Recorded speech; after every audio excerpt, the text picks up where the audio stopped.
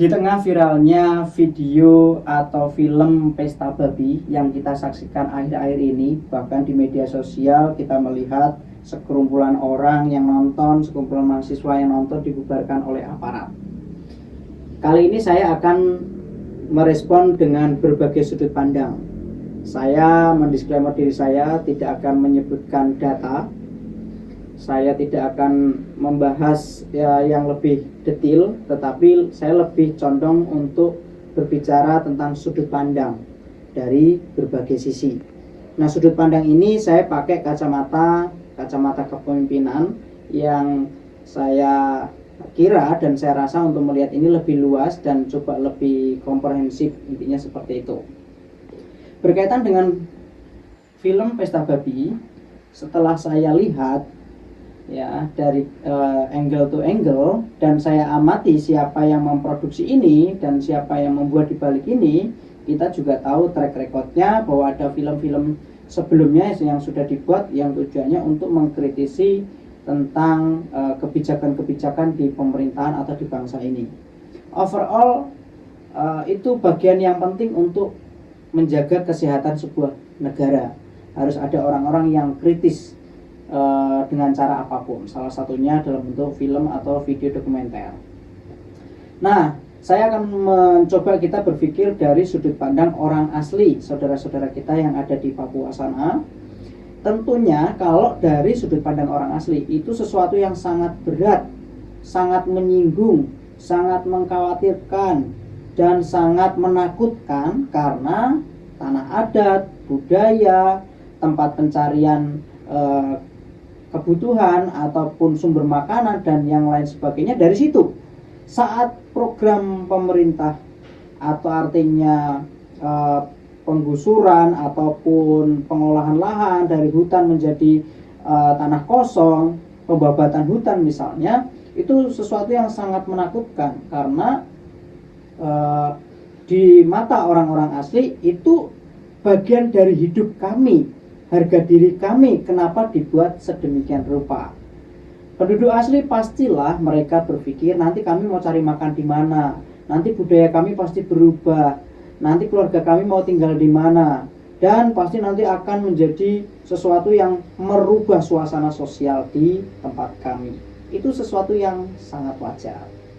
Sudut pandang kedua yaitu masyarakat lain, kita sebagai orang Indonesia di daerah lain yang melihat fenomena ini. Kalau kita melihat dari sudut pandang lain, tergantung kita mau condong kemana. Kita mau menempatkan diri sebagai orang asli atau sebagai pemerintah. Kita punya pilihan untuk melihat itu.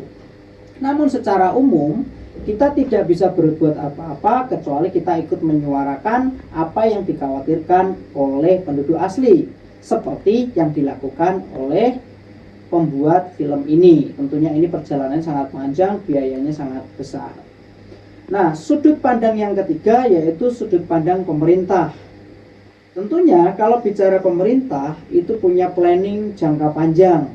Bagaimana pemerataan pembangunan, bagaimana ketahanan negara, bagaimana tentang ekonomi negara, dan hal-hal yang lainnya. Tentunya mau keputusan seperti apapun ada pihak-pihak yang terkesan dirugikan atau bahkan dirugikan dan ada pihak-pihak yang sangat diuntungkan. Ya, ada pro dan kontra, ada plus dan minus. Tetapi untuk visi sebuah bangsa atau negara yang sangat besar butuh keberanian dan konsistensi dalam mengambil keputusan ini. Nah, dari sudut pandang pengusaha beda lagi. Sudut pandang pengusaha bisa jadi ini adalah sebuah peluang yang bisa digarap yang tentunya menghasilkan cuan, tapi juga akan membuat lapangan pekerjaan baru yang tentunya berbeda dengan kehidupan masyarakat sebelumnya. Tapi yang paling terakhir, sudut pandang ini yang sangat penting, yaitu sudut pandang geopolitik. Ya, kalau secara geopolitik, secara sederhana yang saya tahu, tentunya kalau Papua ini banyak potensi, banyak sumber-sumber alam yang luar biasa dan yang maha kaya, negara lain siapa sih yang tidak melirik Papua? Ada yang punya niat, cara, entah gimana pun strateginya untuk ya minimal mencicipi atau ikut merasakan kekayaan alam Indonesia itu dari sudut pandang geopolitik negara-negara lain. Ya, jadi kalau ada program sedemikian rupa di Papua ini, kita lihat pangkalan-pangkalan militer ada di sana semakin banyak, yang di dalam video Pesta Babi ini terkesan justru menjaga proyek dari ancaman masyarakat. Sebenarnya ada faktor lain. Semakin banyak pangkalan militer di sana, negara luar yang tadinya mau ngambil alih, mau memporak-porandakan, membuat propaganda, itu jadi pikir panjang. Kenapa? Karena Indonesia punya fokus besar ke Papua. Jadi potensi untuk diambil alih oleh negara lain itu menjadi semakin kecil. Artinya mereka pikir-pikir dulu kalau mau melancarkan strateginya yang mungkin selama ini diplanningkan.